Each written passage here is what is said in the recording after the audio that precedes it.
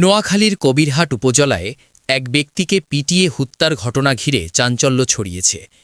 নিহত ব্যক্তিকে ডাকাত আখ্যা দিয়ে ঘটনার পরপরই বাজারে মিষ্টি বিতরণের ঘটনাও আলোচনার জন্ম দিয়েছে।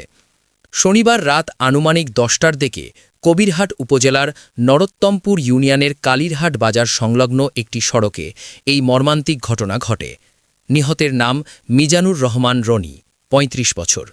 তিনি কবিরহাট পৌরসভার জৈন্দপুর এলাকার বাসিন্দা এবং মোহাম্মদ শহীদের ছেলে। পুলিশ ও স্থানীয় সূত্র জানায়, নিহত মিজানুর রহমানের বিরুদ্ধে ডাকাতি, চুরি, অস্ত্র সংক্রান্ত মামলাসহ সরকারি কর্মচারীর ওপর হামলার অভিযোগে একাধিক মামলা চলমান ছিল। ঘটনার দিন সন্ধ্যায় কালীরহাট বাজার এলাকায় একটি রাজনৈতিক বৈঠক চলছিল। এই সময় মিজান সেখানে উপস্থিত হয়ে নিজেকে দলের কর্মী দাবি করলে উপস্থিতদের সঙ্গে তার কথা কাটাকাটি শুরু হয়। পরিস্থিতি উত্তপ্ত হয়ে উঠলে তাকে সেখান থেকে তাড়িয়ে দেওয়া হয়। এর কিছু সময় পর বাজার এলাকা থেকে কিছুটা দূরে কাজীবাড়ির সামনে কয়েকজন ব্যক্তি তাকে আটক করে।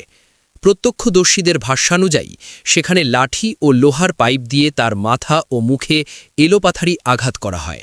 গুরুতর আহত অবস্থায় ঘটনাস্থলেই তার মৃত্যু হয়। পরে মরদেহটি সড়কের ওপর ফেলে রেখে যায় হামলাকারীরা। এলাকাবাসীর দাবি, নিহত মিজানের বিরুদ্ধে দীর্ঘদিন ধরে চাঁদাবাজি ও সাধারণ মানুষকে ভয়ভীতি দেখানোর অভিযোগ ছিল।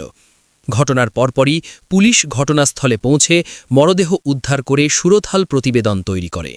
এই সময় ঘটনাস্থল থেকে রক্তমাখা একটি লাঠি ও একটি লোহার পাইপ উদ্ধার করা হয়। নিহতের পকেটে পাওয়া যায় একটি খেলনা পিস্তল ও একটি ধারালো টিপ ছুরি। এদিকে স্থানীয় রাজনৈতিক নেতারা জানান, বৈঠকে উপস্থিত থাকলেও হত্যাকাণ্ডের সঙ্গে তাদের কোনো সম্পৃক্ততা নেই। মিষ্টি বিতরণের ঘটনাটি নিয়েও তারা অবগত নন বলে দাবি করেন। কবিরহাট থানার ভারপ্রাপ্ত কর্মকর্তা জানান, প্রাথমিকভাবে এটি গণপিটুনির ঘটনা বলে ধারণা করা হচ্ছে। নিহতের পরিবারের পক্ষ থেকে এখনও লিখিত অভিযোগ পাওয়া যায়নি। অভিযোগ পেলে তদন্ত সাপেক্ষে আইনগত ব্যবস্থা নেওয়া হবে বলে জানান। রোববার নিহতের মরদেহ ময়নাতদন্তের জন্য নোয়াখালী জেনারেল হাসপাতালের মর্গে পাঠানো হবে।